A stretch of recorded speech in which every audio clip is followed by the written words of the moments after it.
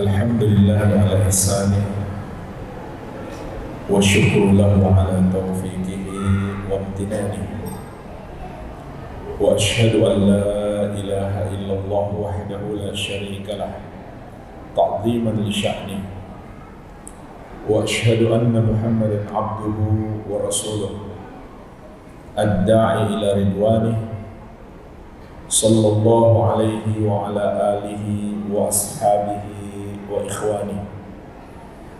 Amma ba'd,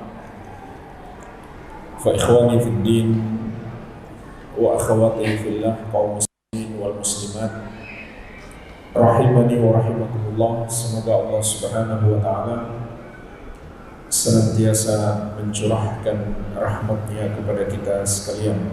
Sesungguhnya Allah Subhanahu wa taala telah menetapkan dalam berpegang teguh dengan kebenaran dan menapaki jalan yang Allah ridhoi, mesti ada ujian dan cobaan, baik yang datang dari dalam diri kita sendiri maupun dari luar diri kita. Dari luar diri kita, Allah tegaskan dalam Al-Quran, wa dzalika ja'alna likulli nabiyyin aduwwan minal mujrimin. Demikianlah kami jadikan untuk setiap nabi itu memiliki musuh dari kalangan para pembuat dosa. Juga firman Allah Subhanahu wa taala, wa kadzalika ja'alna likulli nabiyyin aduwwan syayatinal insi wal jinni yuhi ba'duhum ila ba'din zukhrufal qawli gurura. Demikianlah kami telah menjadikan untuk setiap nabi itu musuh, yaitu setan-setan dari kalangan manusia dan jin, satu dengan yang lainnya saling menyesatkan, saling memberi pengaruh buruk dengan kata-kata yang indah, namun hakikatnya adalah tipuan.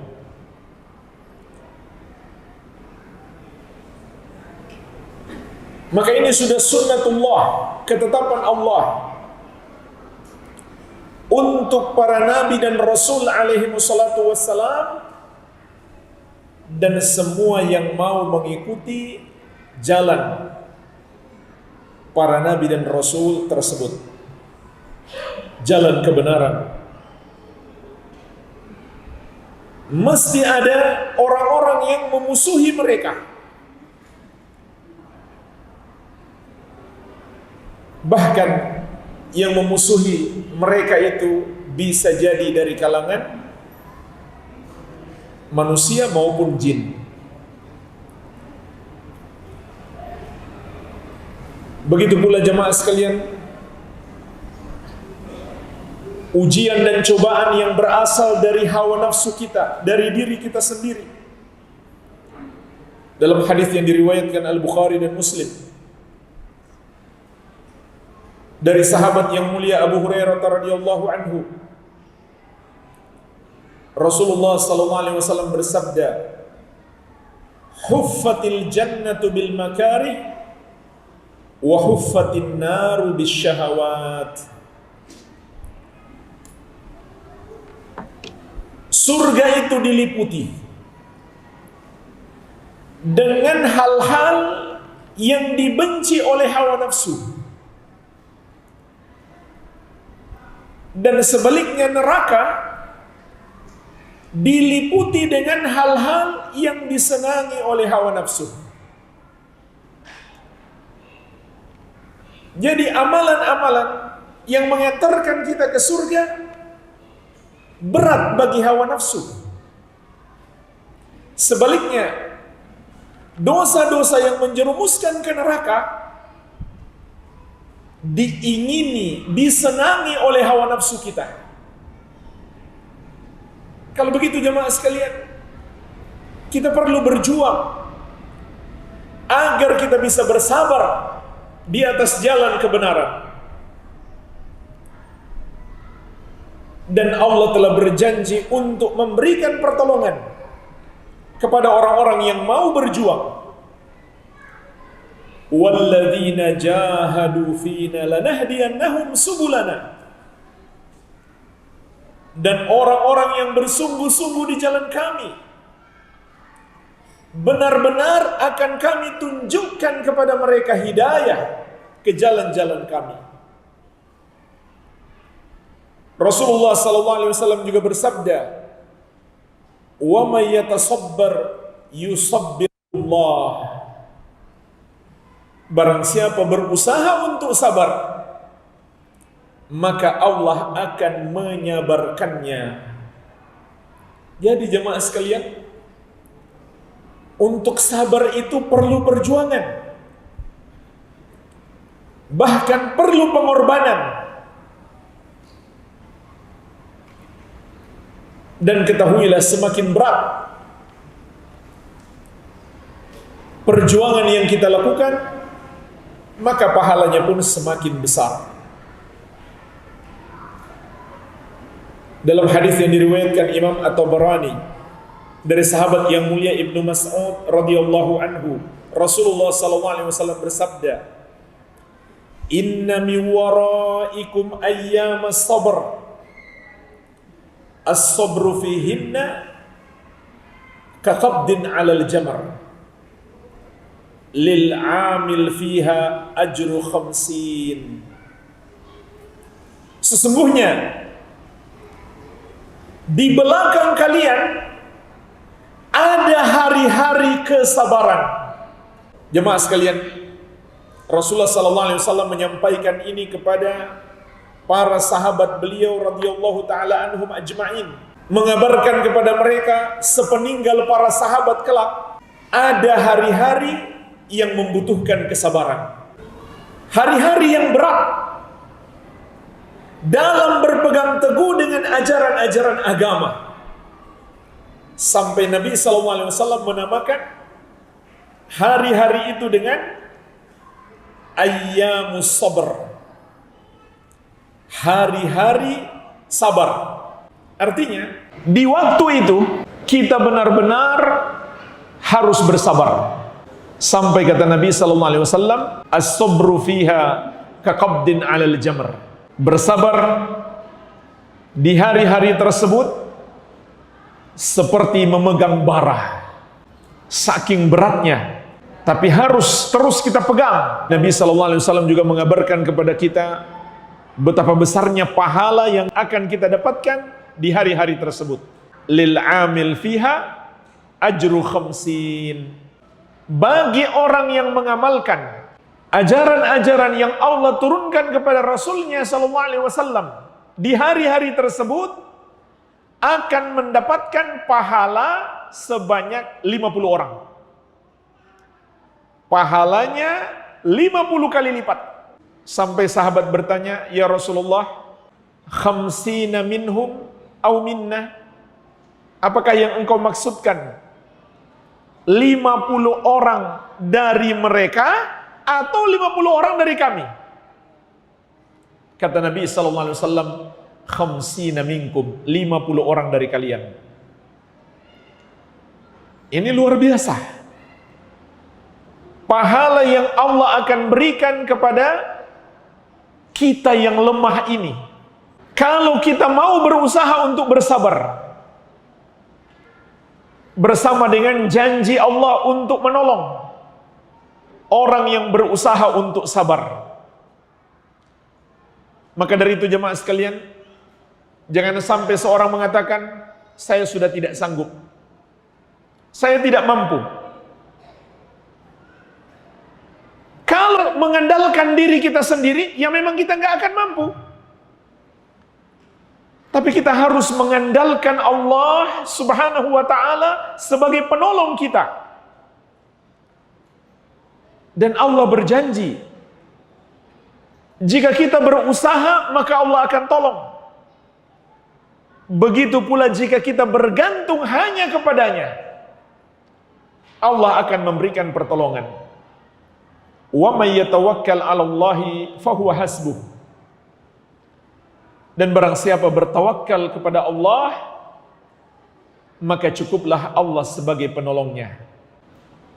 Dan jemaah sekalian, bukankah Allah tidak akan menguji kita atau membebani kita sesuatu yang tidak sanggup kita pikul? Jadi jangan ada yang mengatakan saya nggak sanggup, saya tidak mampu. Harus berusaha, maka Allah akan berikan pertolongan. Dan bergantung hati hanya kepada Allah yang satu saja.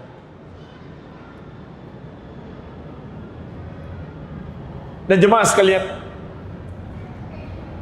agar lebih kuat kesabaran kita dalam berpegang teguh dengan kebenaran, saya ingin mengingatkan di kesempatan ini ada 5 kunci utama. Ada 5 kunci utamanya agar kita lebih kuat dalam berpegang teguh dengan ajaran-ajaran Nabi Muhammad SAW. Yang pertama adalah, hendaklah kita genggam erat tauhid dan sunnah. Kita realisasikan dalam hidup kita pengamalan tauhid yang sebenar-benarnya dan beribadah sesuai petunjuk Nabi Muhammad SAW. Kenapa jemaah sekalian? Karena 2 hal ini adalah kunci utama meraih pertolongan Allah. Tatkala kita telah merealisasikan tauhid dan sunnah dalam hidup kita, maka ketahuilah ini adalah sebesar-besarnya sebab kita mendapatkan pertolongan Allah. Sebagaimana 2 hal ini juga merupakan sebesar-besarnya sebab kita terlindung dari gangguan dan godaan setan. Dan ini juga saya ingatkan khusus kepada setiap orang tua. Pendidikan yang harus diutamakan dan diprioritaskan dan selalu diingatkan untuk anak-anak kita adalah berpegang teguh dengan tauhid dan sunnah. Pendidikan utama yang harus ditanamkan, terus diperhatikan, dijaga, diingatkan untuk anak-anak kita adalah permasalahan tauhid dan sunnah. Karena 2 hal inilah sebab utama hamba mendapatkan pertolongan Allah sehingga dia istiqamah.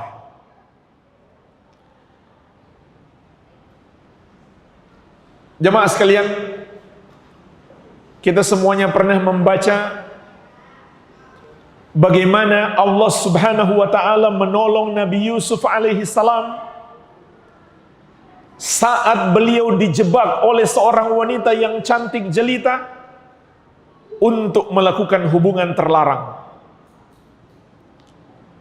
Saking dahsyatnya jebakan tersebut, Nabi Yusuf alaihissalam hampir saja punya keinginan yang sama dengan wanita itu. Hampir saja. Sebagaimana Allah tegaskan di surat Yusuf ayat ke-24. Walaqad hammat bihi wa hamma biha laula ar-ra'a burhana rabbih. Wanita itu benar-benar ingin melakukan hubungan terlarang itu dengan Yusuf. Dan Yusuf pun hampir saja punya keinginan yang sama. Kalaulah dia tidak melihat tanda dari Rabb-nya.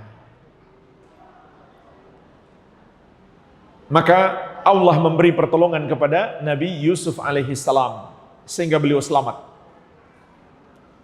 Kemudian Allah jelaskan kepada kita Sebab mengapa Allah menolong Yusuf? Kadzalika linusrifa anhu su'a wal fahsya'a innahu min ibadinal mukhlasin. Demikianlah kami palingkan keburukan dan kekejian itu dari Yusuf karena dia termasuk hamba-hamba kami yang ikhlas. Apa artinya hamba yang ikhlas, jemaah sekalian? Hamba yang mentauhidkan Allah, yang memurnikan ibadahnya hanya untuk Allah semata-mata, dan hanya karena Allah, serta menjauhi syirik besar maupun syirik kecil. Sebagaimana firman Allah, "Wa ma umiru illa liya'budullaha mukhlisina lahuddina hunafa." Dan tidaklah mereka diperintahkan kecuali menyembah kepada Allah mukhlisina lahuddina, dengan mengikhlaskan agama hanya untuk Allah. Artinya memurnikan ibadah hanya untuk Allah. Hunafa, dalam keadaan hanif. Hanif itu artinya berpaling dari kesyirikan. Inilah makna ikhlas yang terkandung di dalam surat Al-Bayyinah. Beribadah kepada Allah dan memurnikan ibadah itu hanya untuk Allah dan menjauhi syirik.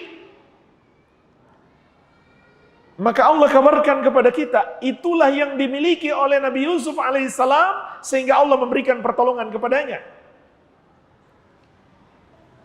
Bahkan jemaah sekalian, iblis pun tahu.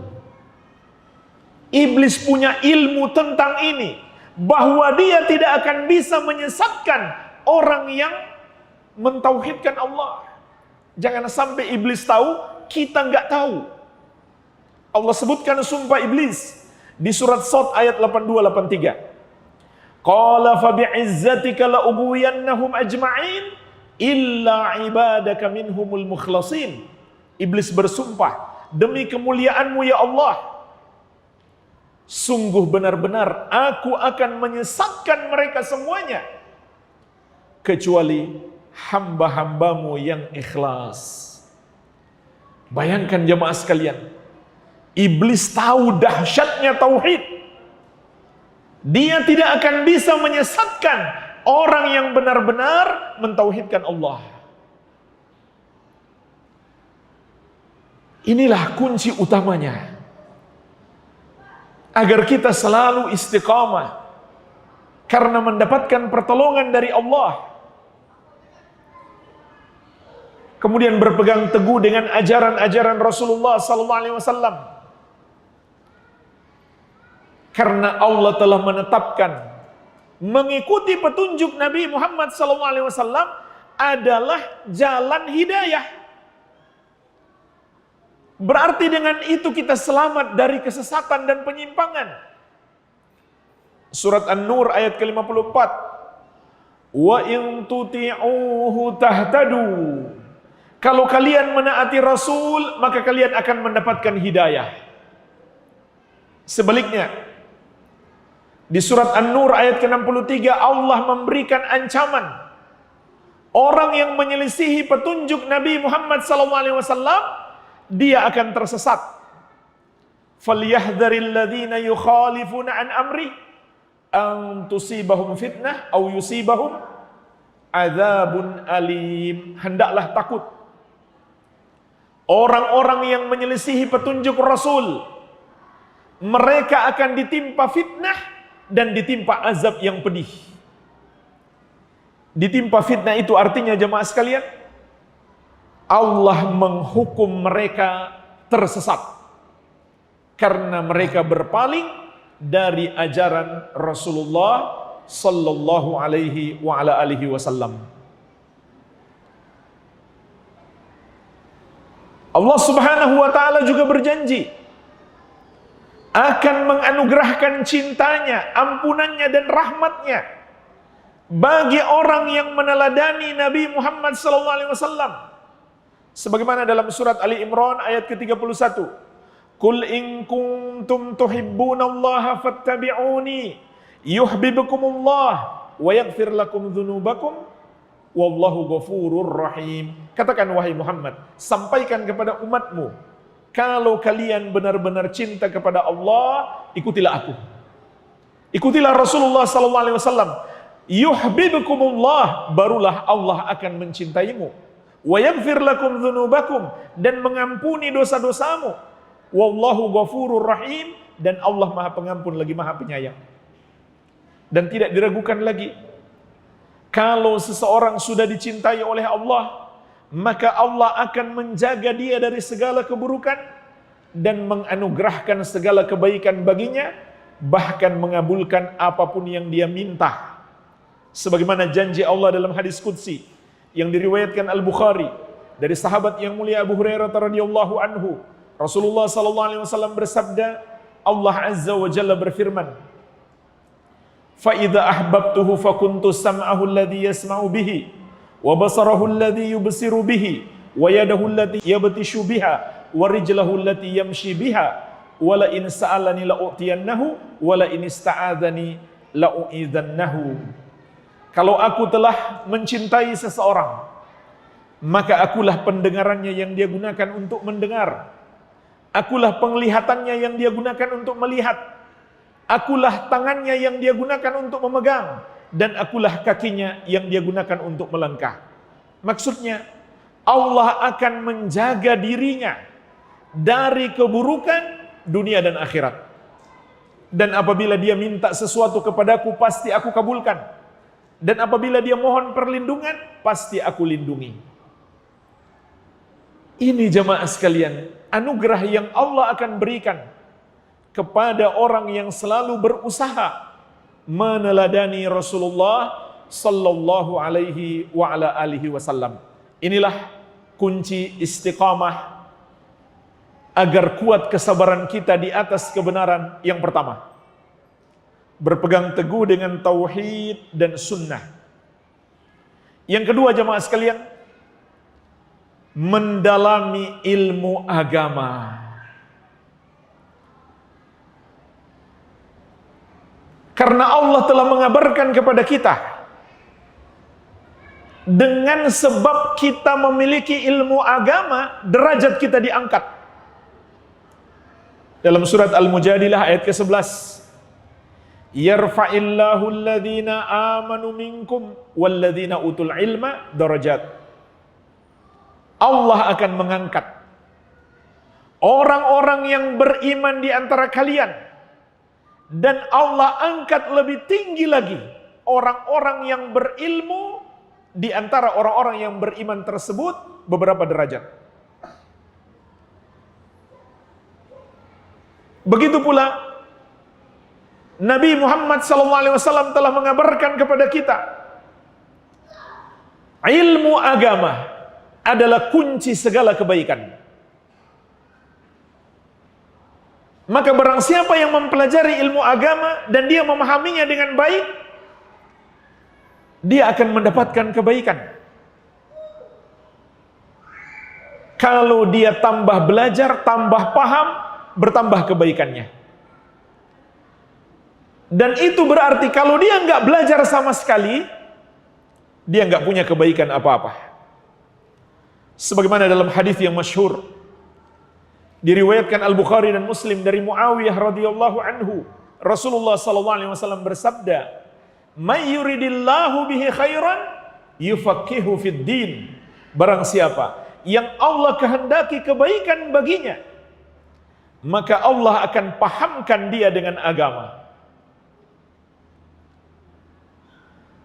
Jemaah sekalian, seandainya satu hadis ini saja yang memotivasi kita untuk menuntut ilmu dan mendalami ilmu agama ini, maka itu sudah cukup untuk menjadi cambuk yang keras agar kita semangat menuntut ilmu. Al-Hafidh Ibnu Hajar Al-Asqalani Asy-Syafi'i rahimahullah ketika menjelaskan hadis ini dalam Fathul Bari mengatakan, wa mafhumul hadis anna man lam yatafaqqa fid din ay yata'allam qawaidal Islam wa ma yattasilu bihi minal furu' faqad hurimal khair. Mafhum hadis ini bahwasannya orang yang tidak melakukan tafaqquh fid din, yaitu tidak mempelajari dasar-dasar Islam, tidak pula cabang-cabangnya, maka sungguh dia telah terhalangi untuk mendapatkan kebaikan. Sampai kalau dia nggak belajar sedikit pun, dia nggak punya kebaikan apa-apa. Begitu pula dalam hadis yang masyhur yang diriwayatkan Imam Muslim dari sahabat yang mulia Abu Hurairah radhiyallahu anhu. Rasulullah sallallahu alaihi wasallam bersabda, "Man salaka tariqan yaltamisu fihi ilman, sahhalallahu lahu bihi tariqan ilal jannah." Barang siapa menempuh satu jalan untuk mempelajari ilmu agama, maka Allah akan memudahkan baginya jalan masuk surga. Maka jemaah sekalian, menjadi mudah bagi seseorang, Allah akan berikan kemudahan kepadanya untuk berpegang teguh dengan kebenaran apabila dia memiliki ilmu agama, mendalami ilmu agama, memahami dengan baik ilmu agama. Semakin dalam dia pelajari, semakin kuat keistiqomahannya di dalam agama. Ini mafhum yang bisa kita dapatkan dari ayat-ayat dan hadis yang menjelaskan kepada kita keutamaan dan kewajiban menuntut ilmu.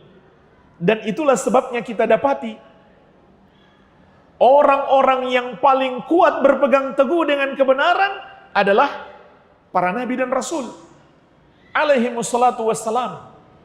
Kemudian para ulama, terutama dari kalangan sahabat Nabi Muhammad SAW. Kenapa jemaah sekalian? Karena mereka adalah orang-orang yang paling berilmu. Berilmu tentang Allah, tentang hukum-hukum dan syariatnya, dan hukuman-hukuman yang Allah akan timpakan di dunia dan di akhirat bagi orang yang menyelisihi petunjuknya. Sampai kata Allah, innama yakhsyallaha min ibadihil ulama, hanyalah yang takut kepada Allah dari hamba-hambanya al ulama, orang-orang yang berilmu. Jadi ilmu itu akan selalu berjalan lurus bersama dengan keimanan. Semakin kita belajar, keimanan kita akan semakin kuat. Dan sebab utama seseorang itu menyimpang dari jalan kebenaran atau menyelisihi syariat Allah adalah karena dhaful iman, lemahnya keimanan. Dan sebaik-baiknya yang dapat menguatkan keimanan kita adalah menuntut ilmu, mendalami ilmu agama. Oleh karena itu jemaah sekalian, kita harus berusaha agar sukses meraih ilmu yang bermanfaat, ilmu yang dapat menguatkan keimanan kita, ilmu yang dapat mengokohkan kita menghadapi gelombang serangan syahwat yang begitu dahsyat dan gempuran syubhat. Maka belajar itu harus serius, harus sungguh-sungguh. Dan bukti minimalnya orang itu serius dalam belajar, dia hadir di majelis ilmu, dia siap menuntut ilmu, dia bawa buku dan catatan. Dia bawa buku dan pena untuk mencatat. Kecuali kalau hafalannya kuat, nggak perlu mencatat. Jadi kita prasangka baik saja. Yang nggak bawa buku dan pulpen memang hafalannya kuat. Insya Allah saya tes nanti. Jemaah sekalian, kalau betul-betul serius menuntut ilmu, minimalnya bawa pena dan buku untuk hadir di majelis ilmu. Catat itu faidah. Antum mungkin dalam hati, entarlah kan bisa lihat YouTube, bisa saya mencatat. Belum tentu ada waktu. Mungkin ada banyak kesibukan yang lain. Mungkin juga ada ilmu yang lain yang lebih menarik hati antum. Manfaatkan waktu jemaah sekalian, serius belajar. Dan ingat, pahala antum di majelis ilmu sesuai dengan kesungguhan. Sesuai dengan perjuangan. Sesuai dengan pengorbanan. Begitu pula orang yang serius menuntut ilmu, dia hadir rutin di kajian kitab. Kajian-kajian kita seperti ini jamaah sekalian, hanyalah selingan-selingan, bukan yang utama. Mudah-mudahan bermanfaat, paling tidak memberi semangat kepada kita. Tapi kalau kita mau mendalami ilmu, bukan kajian seperti ini. Tapi kajian kitab yang terkurikulum rapi. Dari kitab-kitab dasar, selesai, naik ke kitab menengah, selesai, naik ke kitab yang lebih tinggi, lebih luas. Begitu cara menuntut ilmu. Bukan hanya hadir sebentar di satu kajian kitab, kemudian absen 3 kali, bulan depan datang lagi. Bukan seperti itu. Atau bahkan dia hanya datang kalau ada ustadz dari luar daerah. Kalau ada tablik akbar, itu nggak akan menguatkan, mengokohkan ilmu seseorang. Harus belajar dengan kurikulum yang rapi. Dimulai dari tauhid dan akidah. Kemudian amal-amal ibadah kita sehari-hari. Kemudian akhlak yang mulia. Kalau kita ingin lebih serius lagi, lebih sempurna menuntut ilmu, dalami bahasa Arab. Kalau kita paham pentingnya menuntut ilmu, itu terkait dengan kuatnya iman kita. Kuatnya kita istiqamah di atas kebenaran, tentu kita akan semangat belajar. Maka jemaah sekalian, hendaklah serius menuntut ilmu. Ini kunci yang kedua agar kita istiqamah dan kuat kesabaran kita di atas kebenaran. Kemudian yang ketiga, hendaklah banyak berdoa. Berdoa dengan penuh kesungguhan. Berdoa dengan penuh kesungguhan. Dengan harapan yang besar kepada Allah dan hati yang bergantung hanya kepadanya. Karena kita semua menyadari tidak ada yang bisa menyabarkan kita kecuali Allah. Tidak akan ada yang bisa menganugerahkan kepada kita istiqamah sampai kita berpisah dengan hidup ini kecuali Allah. Maka jemaah sekalian, lebih bersungguh-sungguh dalam berdoa, terutama di waktu-waktu mustajab, di akhir malam, di waktu sahur. Lebih bagus lagi kita berdoa saat sujud. Manfaatkan. Karena Allah telah berjanji, ud'uni astajib lakum. Berdoalah kepadaku, niscaya aku akan mengabulkan doamu. Dan bahkan jemaah sekalian, ketika kita berdoa, walaupun doa kita belum dikabulkan, kita sudah dapat pahala berdoa. Karena doa itu ibadah. Ad-du'a huwal ibadah, kata Nabi SAW. Makanya orang yang berdoa kepada selain Allah, berarti dia telah berbuat syirik. Karena dia telah beribadah kepada selain Allah. Jadi, walaupun doa kita belum dikabulkan, doa kita sendiri itu sudah termasuk ibadah yang sangat agung, yang dengannya kita mendekatkan diri kepada Allah. Semakin banyak kita berdoa, maka Allah semakin suka. Sebaliknya kalau kita nggak mau berdoa, maka Allah pun murka. Innal ladzina yastakbiruna an ibadati sayadkhuluna jahannama dakhirin. Sesungguhnya kata Allah, orang-orang yang menyombongkan diri dari beribadah kepadaku, yaitu tidak mau berdoa kepadaku, mereka akan masuk neraka dalam keadaan hina.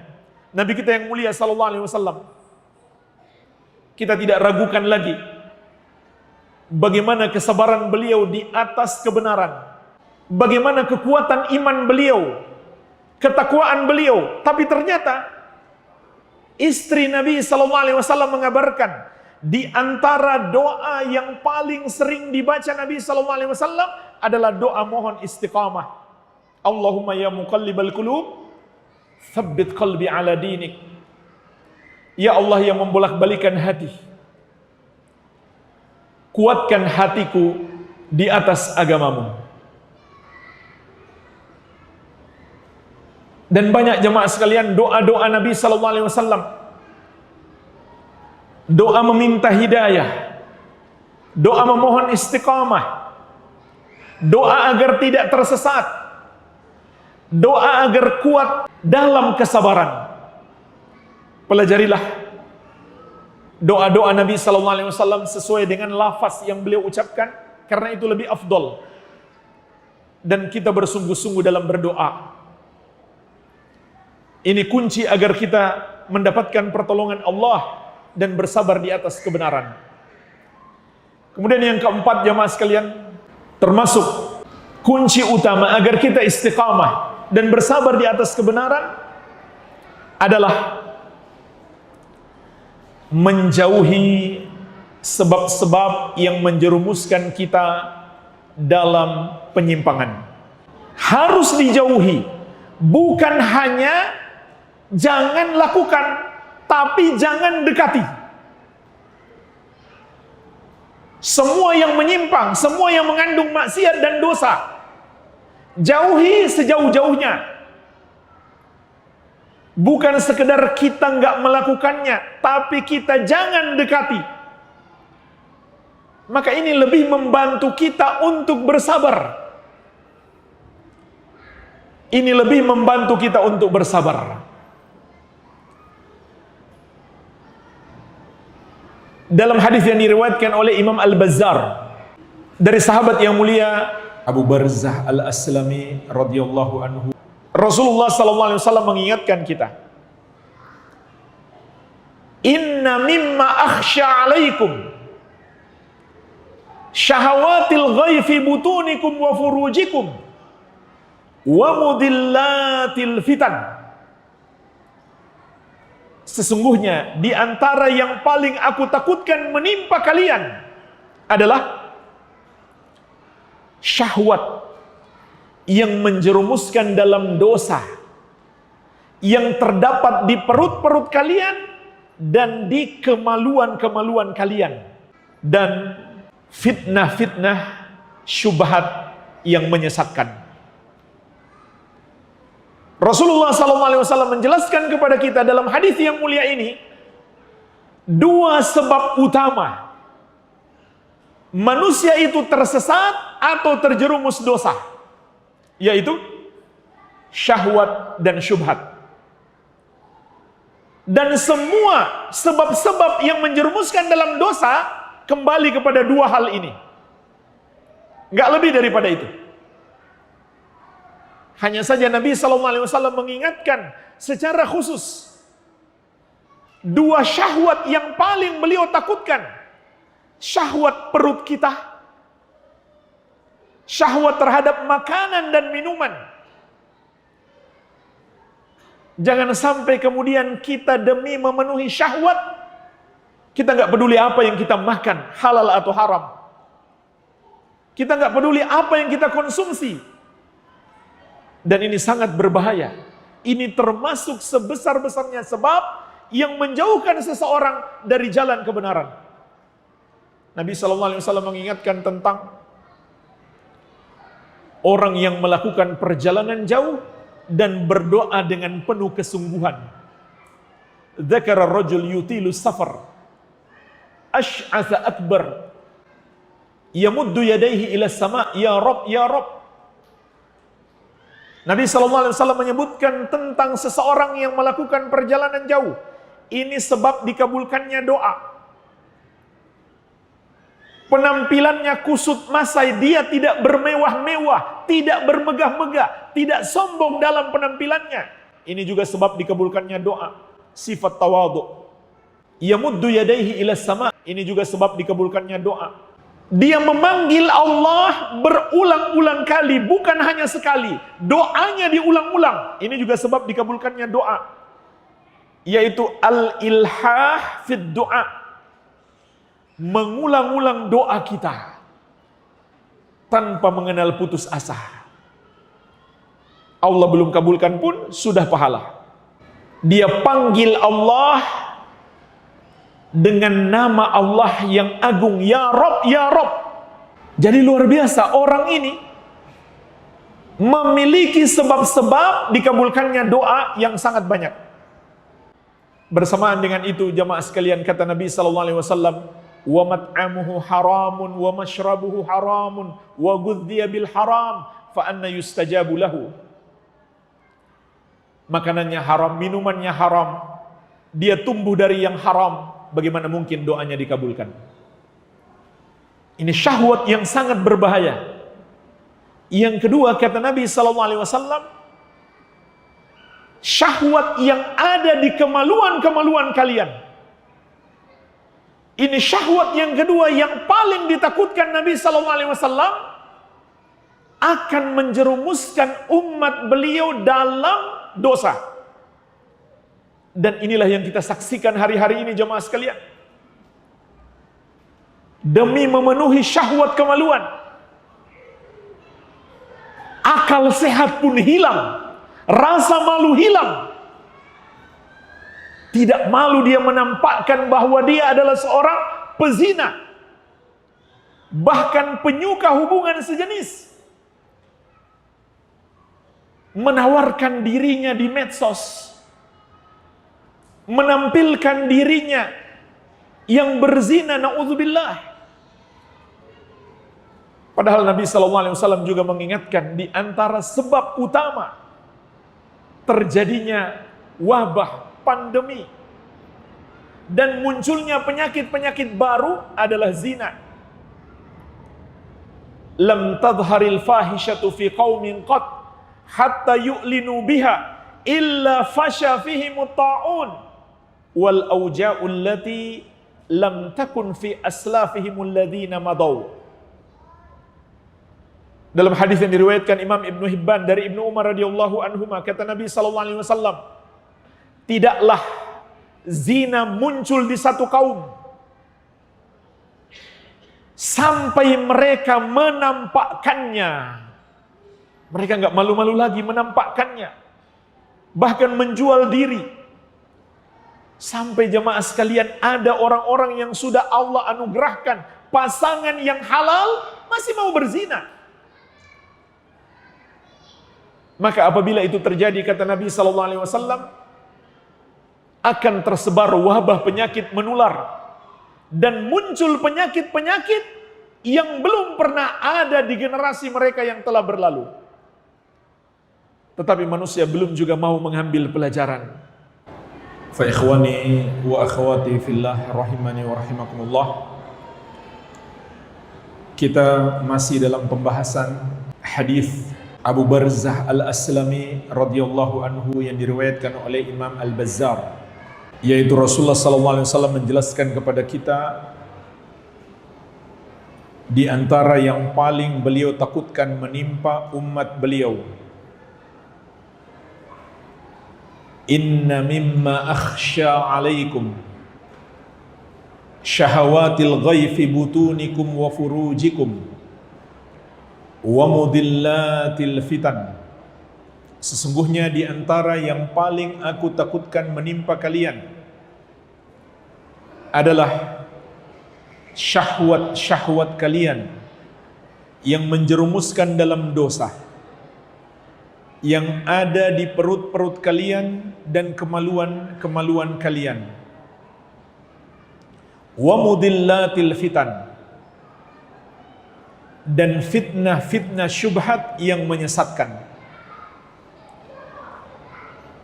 Maka Rasulullah SAW menjelaskan kepada kita dua muara kesesatan, induk dari penyimpangan, godaan syahwat dan serangan syubhat. Dan beliau SAW mengingatkan secara khusus Dua bentuk syahwat yang paling berbahaya. Syahwat yang ada di perut kita dan syahwat yang ada di kemaluan kita.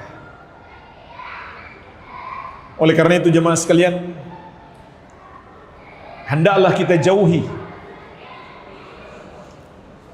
Jangan kita dekati semua pintu-pintu yang menjerumuskan kita dalam dosa. Sebagaimana juga Allah ingatkan dalam Al-Quran, wala taqrabuz zina innahu kana fahishatan wa sa'a sabila. Dan janganlah kamu mendekati zina, karena zina itu perbuatan yang keji dan seburuk-buruk jalan. Perhatikanlah jemaah sekalian, Allah tidak mengatakan secara langsung jangan berzina, tapi jangan dekati zina. Sehingga larangan ini mengandung dua bentuk larangan, yaitu larangan melakukannya dan larangan mendekatinya. Dan ini berlaku untuk semua perbuatan dosa. Allah Subhanahu wa taala juga berfirman, "Wala taqrabul fawahish ma dhahara minha wa ma batan." Dan janganlah kalian mendekati perbuatan-perbuatan keji yang nampak maupun yang tersembunyi. Yang nampak, yang bisa dilihat dan didengarkan oleh orang lain, kita jauhi. Karena kita malu kepada Allah dan malu kepada manusia. Dan malu itu bagian dari iman. Wal haya'u syu'batun minal iman. Begitu pula kata Allah, yang tersembunyi kita jauhi, yaitu saat hanya kita dengan Allah. Maka jauhi hal-hal yang bisa menjerumuskan kita dalam dosa. Jangan sampai jamaah sekalian, seakan-akan manusia lebih kita takuti daripada Allah. Saat kita di hadapan manusia, kita tampil sebagai orang yang paling takwa, yang paling jauh dari dosa. Tapi saat kita bersendirian dengan Allah, seakan kita nggak takut kepada Allah, karena hanya Allah sendiri yang melihat kita. Maka kita pun mulai membuka di gadget kita, di HP kita, hal-hal yang seharusnya tidak kita lihat. Kita mulai mengklik gambar dan video yang seharusnya tidak kita tonton. Kalau kemudian kita keluar dari jalan kebenaran, jangan salahkan siapa-siapa. Kita yang mendekatinya, kita yang mendekati dosa itu. Jadi jemaah sekalian, sebelum terjadi, jauhi, jangan didekati. Ini cara yang sangat bagus untuk menyelamatkan kita dari perbuatan dosa. Jangan coba-coba dekati. Karena kalau kita mendekati, mungkin kita akan masuk dalam perangkapnya. Saat kita sudah masuk dalam perangkapnya, belum tentu kita bisa lolos. Nabi Yusuf alaihissalam bukan sengaja. Beliau dijebak oleh wanita itu untuk melakukan hubungan terlarang. Jangan kemudian kita mengatakan, saya ingin coba seperti Nabi Yusuf. Nabi Yusuf bukan ingin mencoba-coba mengetes keimanannya, tidak.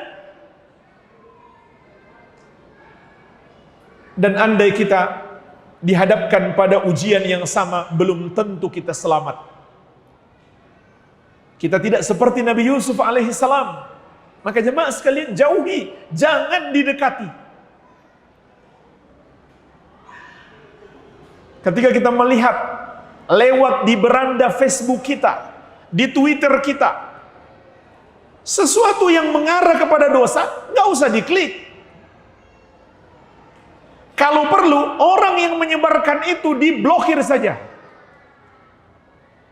Daripada berteman dengan orang yang bisa menyesatkan kita. Dan ini berlaku di dunia maya maupun di dunia nyata.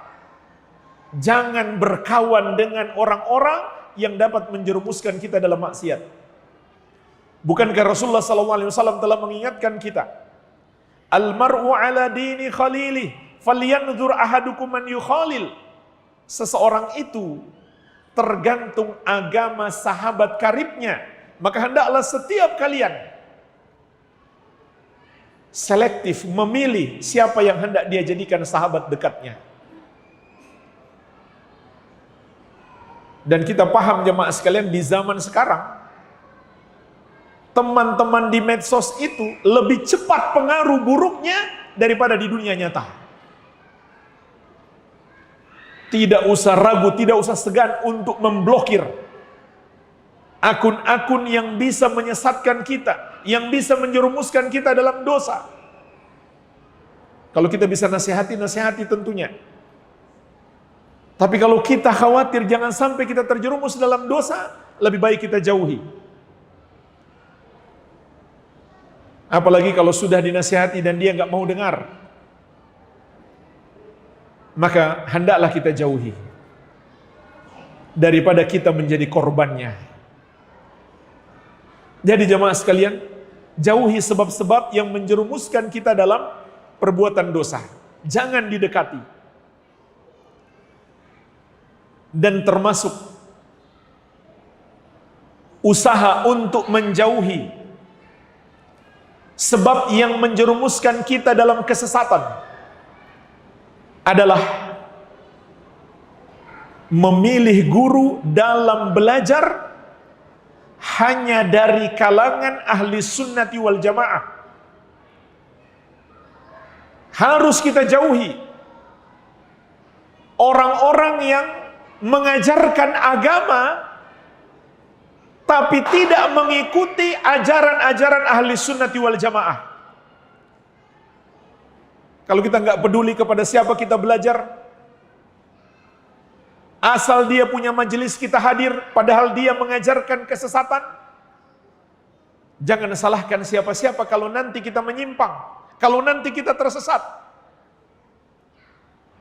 Karena kita mendekati kesesatan itu dengan menghadiri orang yang menyampaikannya. Walaupun sebagian yang dia sampaikan itu benar, tapi dia sisipkan di situ berbagai macam penyimpangan, bahkan kerusakan akidah, sampai pada tingkat kesyirikan dan kekufuran. Maka kita harus hati-hati jemaah sekalian. Dan Allah melarang kita mendekati orang-orang yang menyampaikan penyimpangan ini. Kata Allah, فَأَمَّا الَّذِينَ فِي قُلُوبِهِمْ زَيْغٌ فَيَتَّبِعُونَ مَا تَشَابَهَ مِنْهُ ابْتِغَاءَ الْفِتْنَةِ وَابْتِغَاءَ تَأْوِيلِهِ. Adapun orang-orang yang di hati mereka ada kesesatan, maka mereka akan mencari dalil-dalil yang mutasyabih, yang belum jelas bagi sebagian orang makna yang sebenarnya dari dalil-dalil tersebut, sehingga dalil itu bisa digunakan untuk menguatkan ajaran sesat yang dia sampaikan. Kenapa mereka melakukan itu? Ibtiga'al fitnah wa ibtiga'at ta'wili. Mereka ingin memunculkan fitnah, sesuatu yang dapat menyesatkan. Dan mereka ingin membuat penakwilan yang baru, pemahaman yang baru, yang tidak sesuai dengan pemahaman para sahabat Nabi Muhammad SAW. Dalam hadis yang diriwayatkan Al-Bukhari dan Muslim dari Ummul Mukminin Aisyah radhiyallahu anha, Rasulullah SAW bersabda tentang ayat ini, "Idza ra'aital ladzina yattabi'una ma tashabaha minhu fa ulaikal ladzina sammallah fahdharuhum." Kalau kamu lihat Ada orang-orang yang mencari dalil-dalil yang mutasyabih. Maka mereka itulah orang-orang yang Allah ingatkan dalam ayat ini, jauhi mereka. Maksud jamaah sekalian, dalil-dalil yang mutasyabih itu, jadi mereka kelihatannya berdalil. Dia sampaikan ini ayatnya, ini hadisnya. Bahkan mungkin dia sangat hafal ayatnya dan hadisnya. Tapi pemahamannya tidak merujuk kepada pemahaman para sahabat Nabi SAW. Dia gunakan dalil untuk mendukung suatu ajaran yang baru. Satu keyakinan yang baru yang Nabi SAW dan para sahabat tidak pernah mengajarkannya. Maka bagaimana menyikapi orang-orang seperti ini? Kata Nabi SAW, jauhi mereka. Jangan didekati. Supaya kita tidak tersesat. Lindungi akidah kita. Sayangi hati kita. Jangan sampai terpengaruh kesesatan. Ini jamaah sekalian, contoh praktis bagaimana kita menjauhi sebab-sebab yang dapat menjerumuskan kita dalam kesesatan. Baik itu karena syahwat maupun karena syubhat. Dan itulah sebabnya di dalam Al-Quran Allah Subhanahu wa ta'ala mengabarkan kepada kita tentang orang-orang yang akan ditinggikan derajat mereka. Wa ja'alna minhum a'immatan yahduna bi amrina lamma sabaru wa kanu bi ayatina yuqinun. Dan kami jadikan di antara mereka para imam, para pemimpin. Maksudnya orang-orang yang memiliki kedudukan yang tinggi.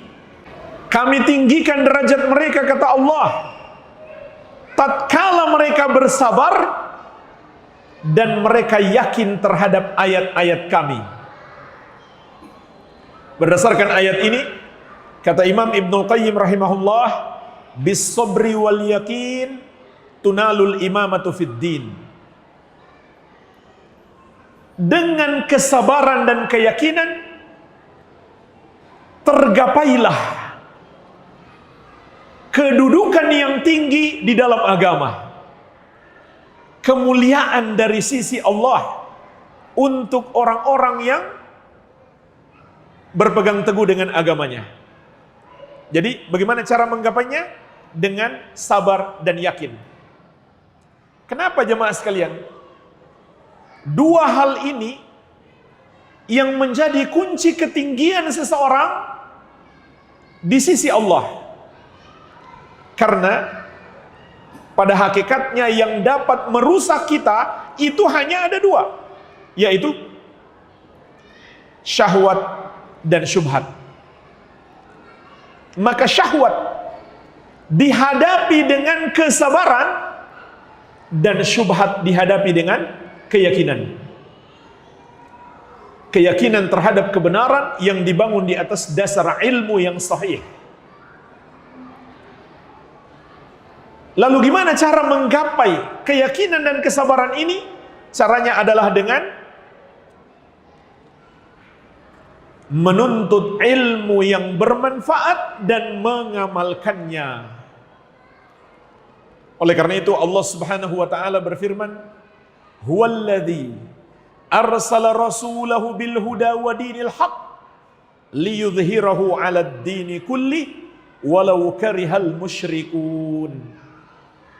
Dialah Allah yang mengutus Rasulnya dengan membawa al-huda, hidayah,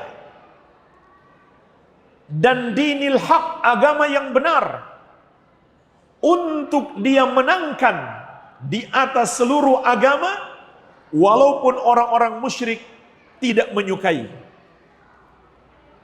Dalam ayat ini Allah kabarkan kepada kita dua kunci kejayaan dan kemenangan kita sebagai umat. Apa itu? Hidayah dan agama yang benar. Yang dimaksud dengan hidayah adalah al-ilmun nafi', ilmu yang bermanfaat. Yang dimaksud dengan agama yang benar adalah al-amalu soleh, amal soleh. Inilah jalan menggapai kesabaran dan keyakinan. Sehingga kita terhindar dari syahwat yang menjerumuskan dalam dosa dan syubhat yang dapat menyesatkan kita. Yang kelima jemaah sekalian, yang terakhir, yang dapat membantu kita lebih sabar di atas kebenaran adalah perbanyak ingat mati. Dan itu perintah Rasulullah SAW. Aktsiru min dzikri hadimil ladzat. Perbanyaklah mengingat pemutus semua kelezatan dunia ini, yaitu kematian. Nabi SAW mengingatkan kita, kematian itu akan memutuskan semua kelezatan, kemewahan dan kenikmatan dunia yang saat ini kita dapatkan. Mobil mewah kita tidak akan menemani di alam kubur. Rumah bagus kita tidak akan menemani di alam kubur. Istri cantik kita nggak mau menemani di alam kubur. Yang menemani kita hanyalah amal soleh. Maka perbanyaklah ingat mati. Tapi tidak sampai di situ saja. Lakukan persiapan-persiapan untuk kehidupan setelah mati. Ketika Rasulullah SAW ditanya, wa ayyul mu'minina akyas, ya Rasulullah, orang mukmin manakah yang paling cerdas? Maka beliau bersabda, aktsaruhum lil mauti dzikra wa ahsanuhum lima ba'dahu istidadan. Ulaikal akyas. Orang mukmin yang paling pintar itu adalah yang paling banyak mengingat mati dan paling baik dalam melakukan persiapan untuk kehidupan setelah mati, yaitu persiapan amal-amal soleh.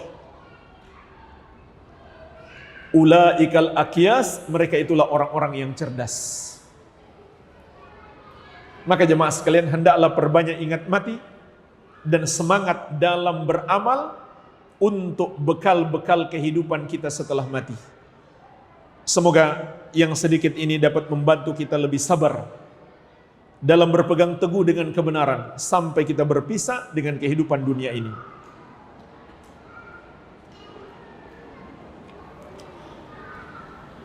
Pertanyaan, Allah meminta kita agar tidak mendekati zina. Ketika seseorang sudah dikhidbah dan dia melakukan seperti sering video call, menelpon, mengirim pesan, apakah itu boleh? Jawabannya tidak boleh. Itu adalah hal-hal yang menjerumuskan kepada zina. Sudah khidbah kan belum halal, kenapa melakukan hal seperti itu? Bahkan lebih bagus lagi, jangan komunikasi langsung. Lakukan melalui mahram. Lakukan melalui mahram. Seorang wanita punya kakak laki-laki atau ayahnya langsung. Dia yang berkomunikasi dengan calon suaminya, itu lebih bagus lagi. Jangan membuka pintu-pintu fitnah. Sudah berada di gerbang pintu kebahagiaan, tapi kita sendiri membuka pintu-pintu kebinasaan. Maka tutuplah pintu-pintu ini.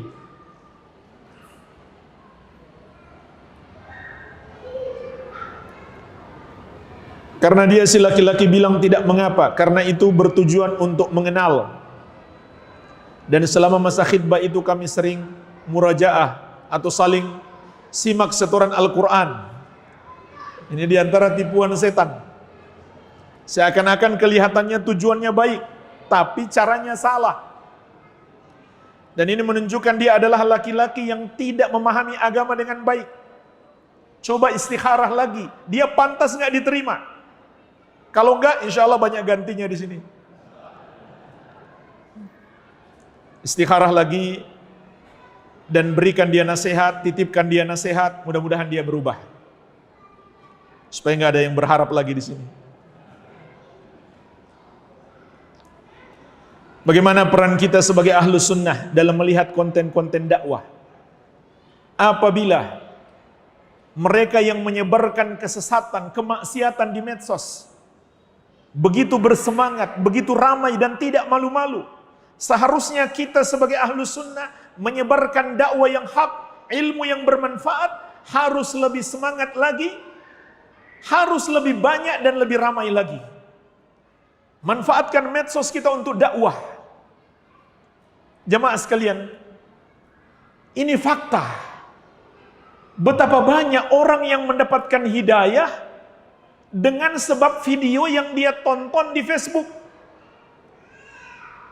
atau di YouTube, atau sebuah nasihat singkat yang tertulis dalam sebuah poster yang disebarkan. Ini fakta, banyak kita saksikan, banyak kita dengarkan. Awal dia punya keinginan untuk menuntut ilmu, awal dia tergerak untuk berhijrah, itu dari medsos.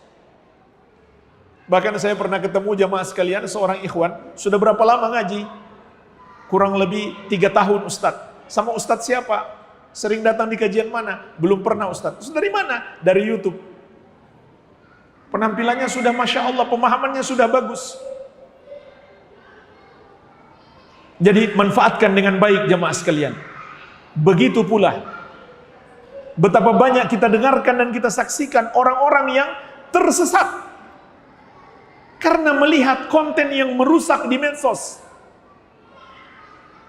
Maka kita harus bersaing dengan orang-orang yang menyebarkan keburukan itu. Dan mungkin jamaah sekalian, salah satu video yang kita sebarkan, video dakwah, atau salah satu poster atau artikel atau fatwa ulama yang kita share, menjadi pahala yang akan terus mengalir untuk kita walaupun kita sudah pergi meninggalkan kehidupan dunia ini. Bukankah Rasulullah SAW telah mengingatkan, man da'a ila hudan kana lahu minal ajri mithlu ujuri man tabi'ahu la yanqusu dzalika min ujurihim syai'a. Barang siapa mengajak kepada hidayah, mengajarkan satu kebaikan, maka dia akan mendapatkan pahala orang-orang yang mengikutinya tanpa mengurangi pahala mereka sedikit pun. Subhanallah, ini luar biasa jemaah sekalian. Kalau kita share satu video kemudian viral, bayangkan betapa banyaknya pahala kita. Sekedar orang melihat itu, membaca hadis, mendengarkan ayat Quran yang disampaikan, kita sudah dapat pahala. Kalau dia amalkan, pahala lebih besar lagi. Kalau dia ajarkan kepada orang lain, pahala masih mengalir kepada kita. Orang yang dia ajarkan itu ngajari lagi kepada orang lain, pahala masih mengalir kepada kita. Bisa jadi sampai hari kiamat. Ini kan luar biasa, dengan cara yang sangat mudah. Daripada kita share status-status nggak jelas, jalan-jalan, makan-makan, bercanda-bercanda, lebih baik share konten dakwah. Satu hari satu saja itu sudah bagus sekali. Memang heran juga ya, melihat medsos sebagian kawan-kawan kita yang sudah ngaji. Isinya cuma bercanda, main-main, bahkan perdebatan, perselisihan, berita-berita politik, berita olahraga. Real Madrid menang kan? Itu saya tahu dari medsos. Itu sangat disayangkan. Oke lah, sekali-sekali tidak apa-apa. Tapi jangan jadikan itu yang utama. Yang utama adalah menyampaikan dakwah. Dan jangan peduli ada yang like, ada yang share atau tidak. Niatkan ikhlas karena Allah Subhanahu wa taala. Bisa jadi jamaah sekalian, banyak orang dia tidak like, dia tidak share, tapi dia mengambil manfaat dari situ. Tapi kita juga jangan pelit untuk like dan share. Kalau ada kawan kita menyebarkan video yang bagus, jangan pelit untuk like dan share. Kan mudah sekali itu. Kita sudah dapat pahala besar, jangan sia-siakan. Ini kemudahan berdakwah yang Allah berikan kepada kita di zaman sekarang. Menembus sampai ke pelosok-pelosok dunia, pelosok-pelosok daerah. Saya banyak berjumpa jamaah sekalian dengan kaum muslimin di daerah-daerah yang jauh. Belum ada ustadz yang mendakwahkan ahlu sunnah yang dia temui di kampungnya. Tapi dia sudah mengenal sunnah melalui YouTube, melalui medsos. Mungkin ada di antaranya yang kita share. Jangan sia-siakan, ini kesempatan emas.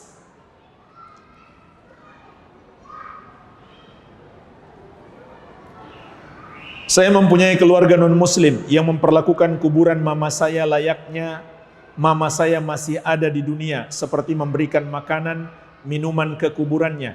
Apakah itu berpengaruh nantinya kepada yang sudah meninggal? Allah Subhanahu wa taala berfirman, "Wala taziru waziratu wizra ukhra." Seorang tidak menanggung dosa orang lain. Memang ada hadis Nabi SAW mengatakan, "Innal mayyita yu'adzabu bimaniha alaihi." Sesungguhnya mayit itu diazab karena dia diratapi, ditangisi dengan tangisan yang berlebihan, atau dilakukan kemungkaran-kemungkaran padanya. Tapi makna hadis ini kata para ulama, kalau dulu ketika dia masih hidup, dia yang ngajari mereka melakukan itu. Atau dia sudah tahu dan dia mampu menegur, tapi dia nggak menegur. Sehingga dia mati, kuburannya, jasadnya, kematiannya diratapi oleh orang-orang, oleh keluarganya. Maka karena dia punya andil menjerumuskan mereka dalam dosa itu, dia pun dapat dosa. Kalau tidak, maka tidak. Dan kita harus menasihati, mencegah mereka melakukan itu. Tentu dengan cara yang baik. Semoga Allah memberikan hidayah.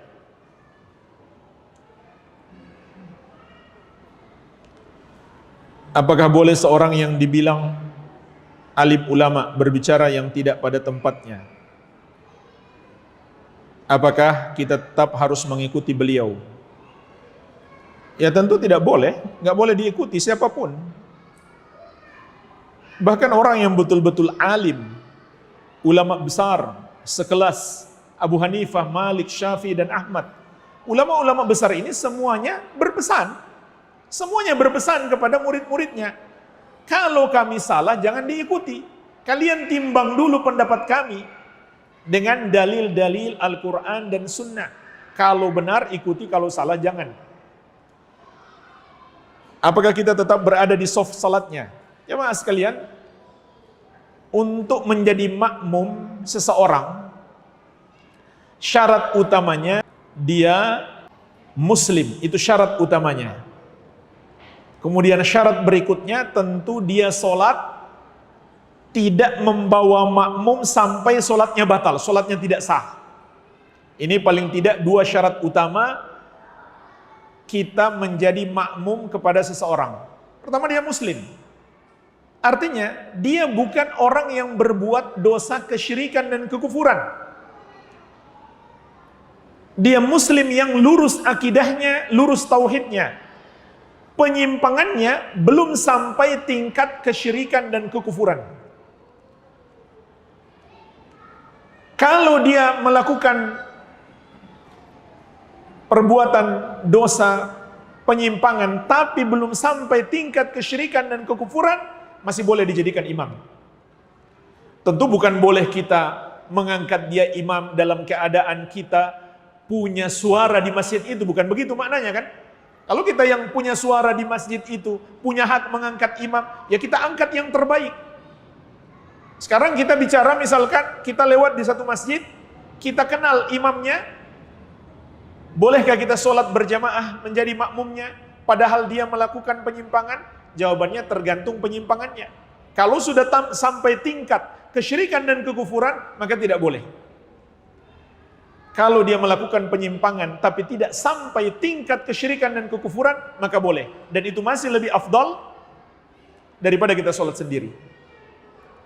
Sehingga para sahabat Nabi SAW itu sholat di belakang Al-Hajjaj bin Yusuf Ats-Tsaqafi, orang yang zalim, banyak dosanya, tapi para sahabat masih melakukan sholat di belakangnya. Begitu pula, dia tidak membawa makmum sampai menjadikan sholat mereka tidak sah. Contohnya dia nggak tumakninah. Misalkan terjadi pada sebagian orang sholat tarawih sangat cepat sampai kehilangan tumakninah, ya sholatnya nggak sah. Nggak ada gunanya kita ikut dia sholat kita nggak sah. Bagaimana sikap terbaik kita dalam bertetangga? Dihadapkan dengan undangan acara yang di dalamnya terdapat kegiatan yang tidak sesuai petunjuk Rasulullah sallallahu alaihi wasallam. Maka jemaah sekalian, menyikapi hal ini hendaklah kita tegas tapi tetap santun. Namun harus tegas bahwa kita nggak bisa hadir, kita nggak mau hadir. Kalau kita bisa jelaskan apa alasannya, ya lebih bagus. Itu kan berdakwah namanya. Bisa jadi orang yang mengundang itu ketika mendengarkan alasan kita, dia mendapatkan hidayah. Hal-hal seperti ini harus tegas. Itu yang terbaik. Kalau kita bikin-bikin alasan, nanti diundang lagi. Mohon maaf, saya lagi sibuk hari ini. Nah, besok dia adakan acara lagi, diundang lagi. Tapi kalau dia sudah tahu kita nggak mau datang, kita nggak akan diundang lagi. Namun tentu tetap harus santun. Kalau perlu orang yang datang mengundang kita itu pulang membawa hadiah. Dan ini metode Nabi SAW untuk mengajak orang agar lembut hatinya menerima kebenaran. Beliau sering memberikan hadiah. Kasih hadiah. Bungkus, masukkan di amplop uang 1 juta misalkan. Ini hadiah. Itu yang kita lakukan. Kemudian yang kedua, jika ada kegiatan-kegiatan masyarakat yang tidak bertentangan dengan syariat, hendaklah kita yang terdepan. Terutama yang dianjurkan dalam syariat. Bersih-bersih di lingkungan, hendaklah kita yang terdepan. Diundang nggak pernah datang, bersih-bersih pun nggak pernah muncul. Jangan seperti itu jamaah sekalian. Kalau ada yang sakit, hendaklah kita yang terdepan, menjenguknya dan kasih bantuan. Kalau ada yang wafat, kita yang terdepan, membantu penguburannya, membelikan kain kafannya kalau diperlukan, mensolatkannya, memikul jenazahnya. Hendaklah kita yang terdepan dalam hal yang tidak bertentangan dengan syariat. Namun intinya jemaah sekalian, dalam hal seperti ini, tetapkan dalam hati kita, yang lebih utama adalah mencari keridhaan Allah. Tidak peduli manusia setuju atau tidak. Banyak kan orang terjerumus dalam dosa seperti ini, nggak enak sama masyarakat. Segan, takut dicela orang. Itu menunjukkan lemahnya iman dia. Dia lebih takut celaan masyarakat daripada murka Allah. Maka Nabi SAW mengingatkan, man ardan nasa bisakhatillah wakalahullahu ilan nas. Barang siapa mencari keridhaan manusia dengan membuat Allah murka, maka Allah jadikan dia bergantung kepada manusia dan Allah tidak akan memberikan pertolongan kepadanya. Ini yang harus menjadi prinsip seorang muslim. Berpegang teguh dengan ajaran Allah, walaupun seisi dunia sekalipun tidak suka kepadanya karena itu. Memusuhi dan mencela dia karena itu. Karena ketahuilah jemaah sekalian, tetangga kita, masyarakat kita nggak akan bisa menolong kita dari azab Allah apabila Allah murka kepada kita. Ini saja yang bisa saya sampaikan, lebih dan kurangnya saya mohon maaf. Wabillahi taufik, subhanakallahumma wa bihamdik, asyhadu an la ilaha illa anta, astaghfiruka wa atubu ilaik. Wa sallallahu ala nabiyyina Muhammadin wa alihi wasallam. Walhamdulillahi rabbil alamin. Wassalamualaikum warahmatullahi wabarakatuh.